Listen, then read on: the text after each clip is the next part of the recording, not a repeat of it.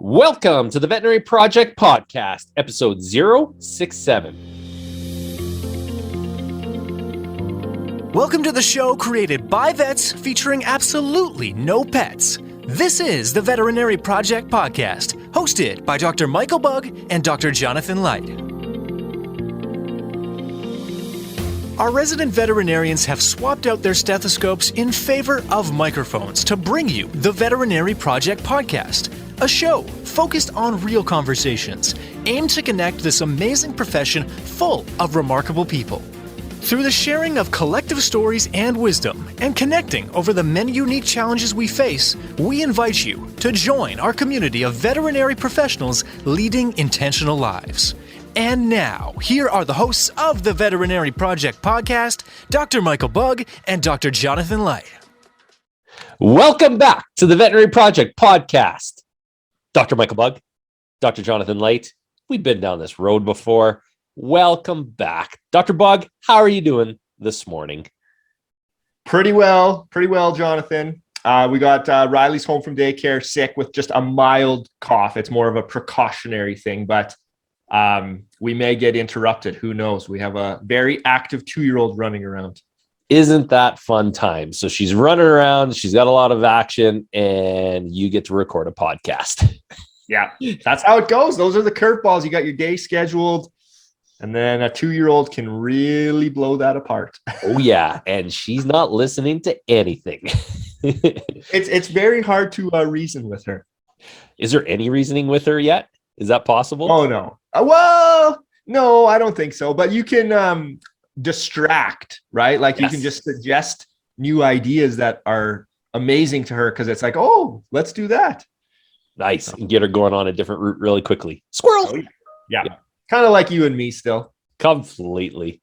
Well, we've got some exciting things happening in the Veterinary Project world. I am not going to give anything away, but we've been making some action happen, haven't we? I guess so. You got me curious. I'm kind of like, oh, what are we doing? But I like it. I just think there's lots of discussions happening in the backgrounds around partnerships, around sponsorship, around really doing what we wanted to do with the Veterinary Project with outside of the podcast, really informing a community that we feel strongly about. And to this point in COVID, we've not been able to meet in person. We talked about some initial really, really loose plans for 2022. And I'm excited to see where this next brainstorming session goes. Yeah, I can't wait to meet up in person with people that I've only met online and on Instagram. Isn't that the case?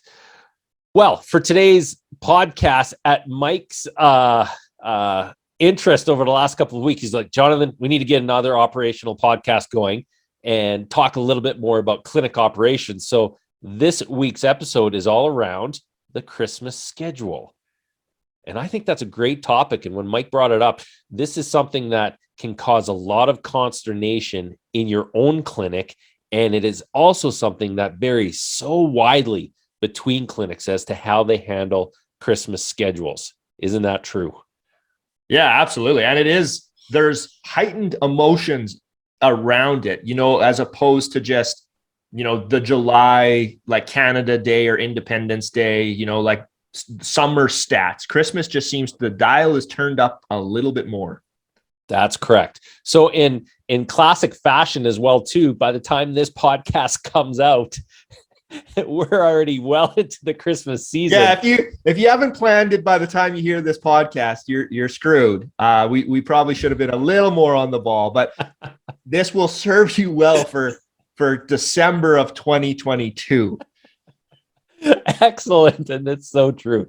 So our goal today, talk a little bit about what this looks like from both an employer as well as an employee basis. Mike has a couple of great stories from an employee basis, and I'd love to just open up the drapes a little bit about what it looks like from an employer status or standpoint when we are trying to plan Christmas and the Christmas time schedule. Yeah. So as Jonathan said, I can really only give you the viewpoint of an associate veterinarian, because I have not been in ownership or operations management role. So I'm one of the vets that's trying to navigate the Christmas schedule, as fairly as possible with the other associate vets. And everyone has their own sort of wants, desires, and it's all give and take. So And I mean, I'm quite fortunate in that I didn't ever find myself in a clinic situation, with like, we'll say quote unquote, like a bully associate vet. I always worked with other associates that, we always could come to an agreement and be reasonable. And it was give and take. You certainly didn't get everything you wanted, but you got a little bit of what you wanted. So two stories I wanted to share on opposite ends of the spectrum to help our listener maybe have different perspectives on this. So number one is opportunity cost. And I tell this story actually in my book. I was reflecting on it. And this one is probably one of the larger regrets of my veterinary career. And I was working at a clinic. It was the Christmas season. And how we were dividing Christmas was there was kind of two main vets there. And I was one of them. I was getting a few days off leading up to Christmas. And then I was back for Boxing Day. And then I would take over between Christmas and New Year. So that's how me and the other vet had structured it. I was the only vet at that clinic that did orthopedic surgeries. And sure enough, we had a case that came in on the last day I was there before my Christmas holidays that needed to go into surgery. And it was late in the day, if I'm remembering correctly. So anyway, we moved the schedule around and they kind of convinced me, hey, come in tomorrow. But on the other side, Rosalie and I, this is before Riley, were supposed to be heading out of town to go see family for Christmas. But of course, I agreed and I was kind of like, okay, I'll come in. We'll do this orthopedic surgery. Get home and I break that news to Rosalie. And, rightfully so, she was pretty upset by it because we only have a 4-day sort of Christmas holiday and I just took one of those away. So when I talk about opportunity cost, I was doing what I thought was right for the client, and I was helping a lot of people out, but I really put Rosalie in an unfair situation. And that's the opportunity cost, right? If this was some random day in the year and it's a rainy, Sunday afternoon and I have to go in and do an orthopedic surgery and I'm doing nothing else, the consequences aren't quite so big, right? So it's like, you have to look at what you're sacrificing. And I know everyone knows this. I'm just trying to share that story, because there's a lot more emotions behind that when you give up going and visiting family. So that was one of my biggest regrets, around Christmas holiday scheduling.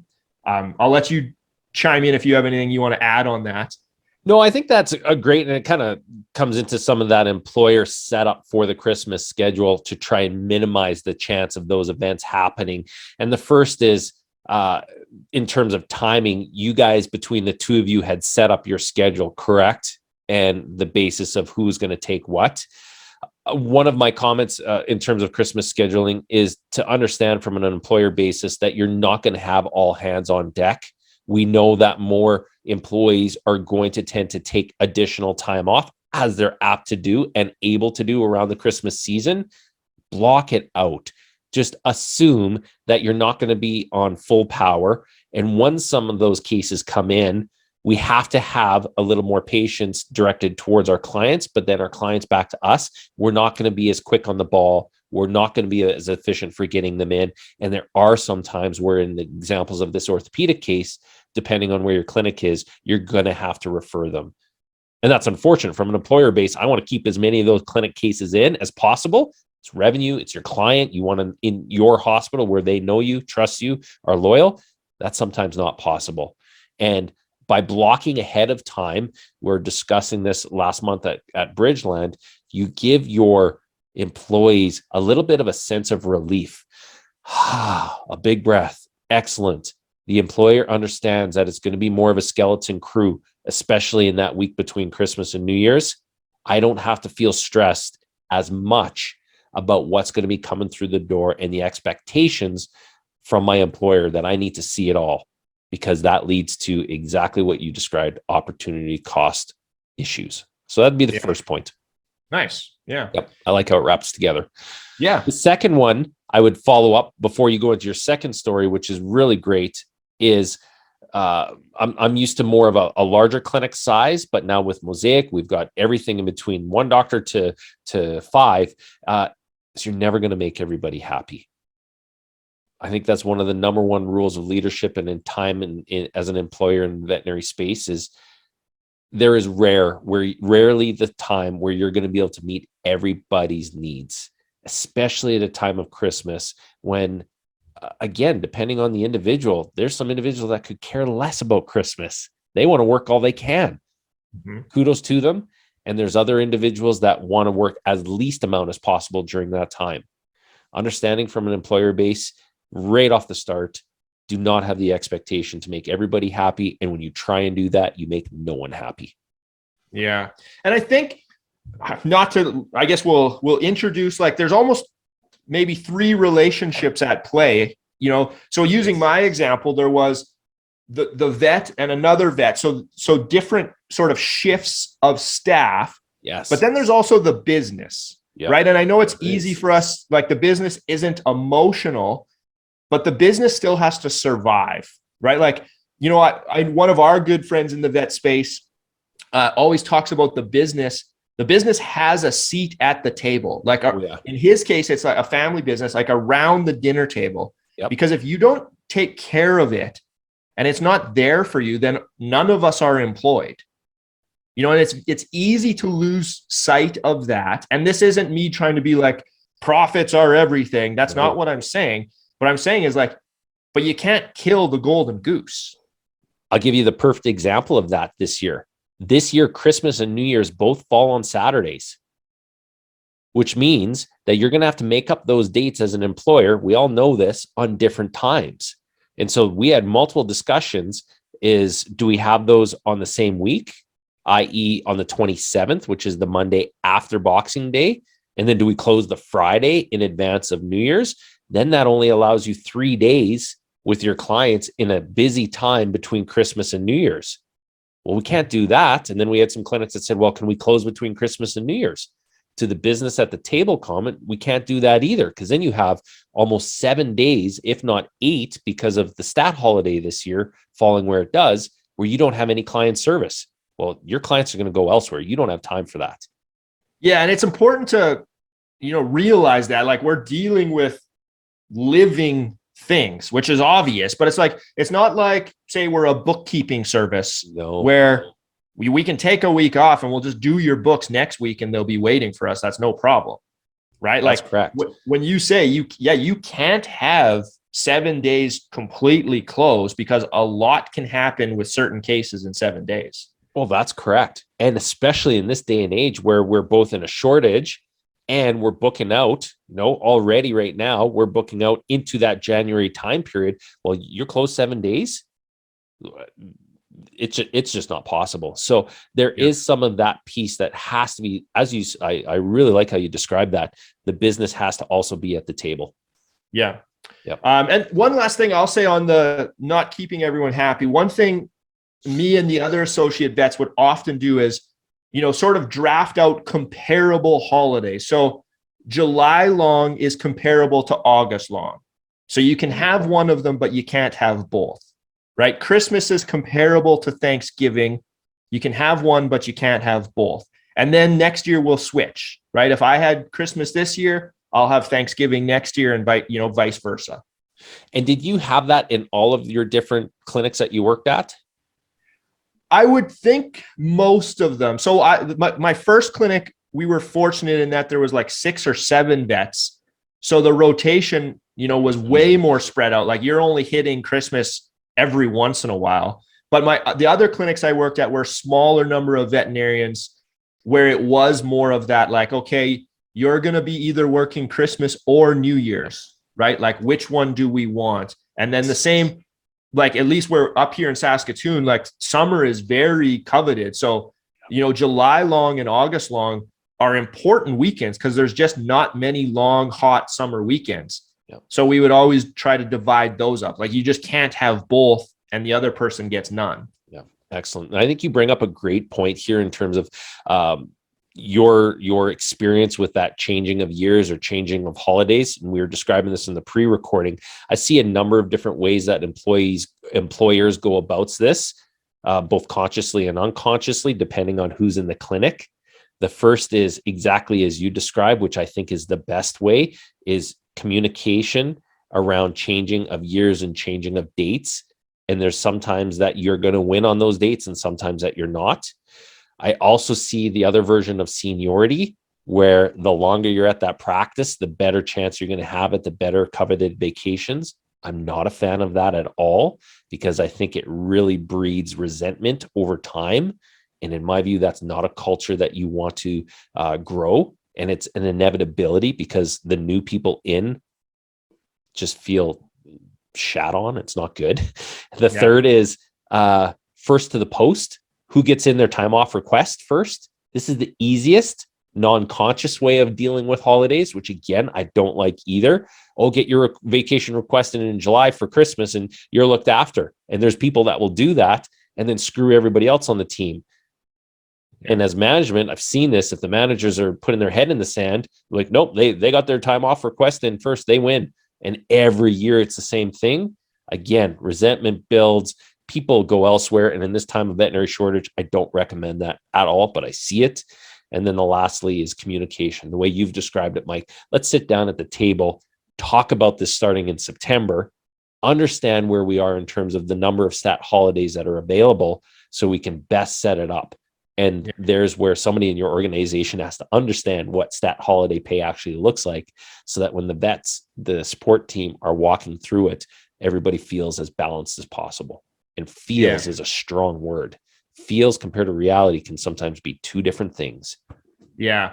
And I mean, that's where, unlike this episode where we kind of just thought of it and we're put it out a little bit too late, this really should be planned very early in the year. And like what we would do is we'd always look at, all the stats on the calendar. You have one of those from the drug companies, you get the whole calendar where it shows you the whole year, and it was almost like a bit of a draft and then, if someone had, say, a wedding on July long, then it's like, okay, well, I'll take July, you take August. That's easy. It's give and take. But the point is you got to look in advance and communicate clearly. Agreed. Communication. Now, Mike, tell me about the other story that you described, which I think is fantastic.